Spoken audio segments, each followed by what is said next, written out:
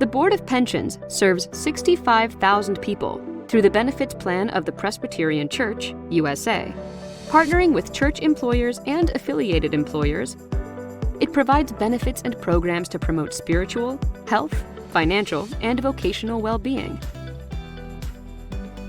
COVID-19 strains all 4 areas of well-being, and the Board of Pensions has taken full advantage of federal legislation to support employers and plan members during this crisis.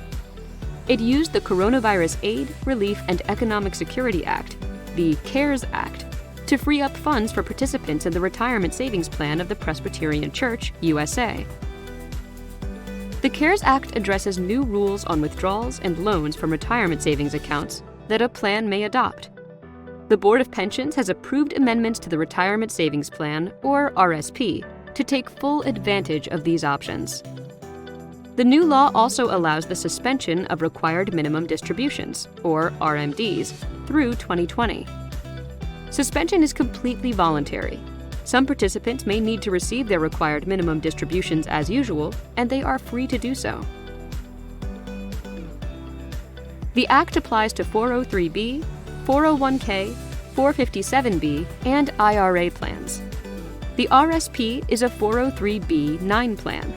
Employers and plan sponsors can make the changes immediately, as the Board of Pensions did, and formally amend their plans later. The CARES Act spells out eligibility requirements for the relief. A plan participant, or a participant's spouse or dependent, must have tested positive for the COVID-19 virus, or a participant must have experienced financial consequences due to quarantine, furlough, layoff, or a reduction in work hours, an inability to work because of a lack of childcare, or other conditions determined by the Treasury Department. A plan participant's certification is sufficient to qualify for the relief. Under the CARES Act, participants can take a coronavirus-related distribution, or CRD, of up to $100,000, and neither the 10% penalty for taking money from retirement savings accounts before age 59 and a half, nor the mandatory tax withholding requirement will apply. This special distribution option is available only in 2020. And participants can repay the CRD to the plan they took the money from, or to any other eligible retirement plan or IRA they participate in within 3 years of distribution. CRDs are also not subject to the usual mandatory withholding of 20% in federal income taxes. Under the CARES Act, participants may pay the tax on a CRD proportionally over a 3-year period. The CARES Act relief also changes rules on borrowing funds from retirement savings accounts. Participants who qualify may borrow up to $100,000 through September 23, 2020. The usual loan limit is $50,000.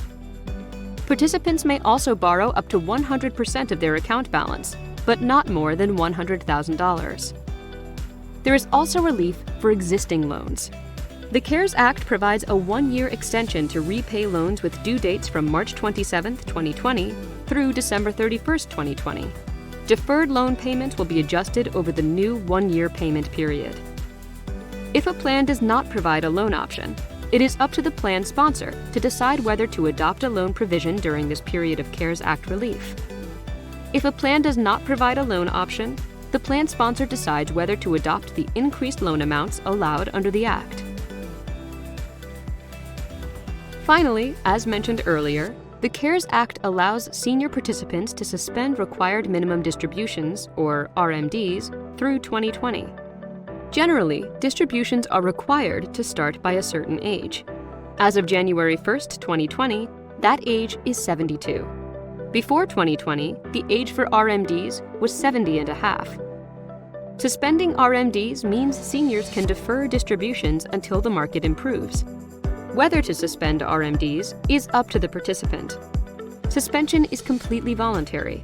Some seniors may need to receive their required minimum distributions as usual, and they are free to do so.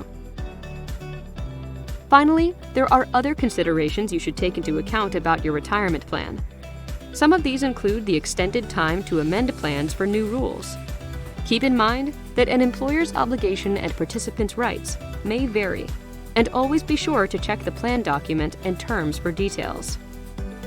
We've just discussed the CARES Act retirement plan provisions. Now, let's talk about some additional relief the board is providing to employers. The Board of Pensions continues to monitor legislation and take every opportunity to support church and affiliated employers who participate in the benefits plan of the Presbyterian Church, U.S.A., as well as plan members. In addition to taking advantage of federal legislation, the board is offering dues relief for up to 3 months to small churches with fewer than 300 members and a single installed pastor. Other churches and employers may defer their cost of coverage for ministers and employees for 2 months, with deferrals being repaid through an installment plan. This is a time of crisis for PC, U.S.A. churches, employers, and affiliated organizations, and for ministers and employees who serve them.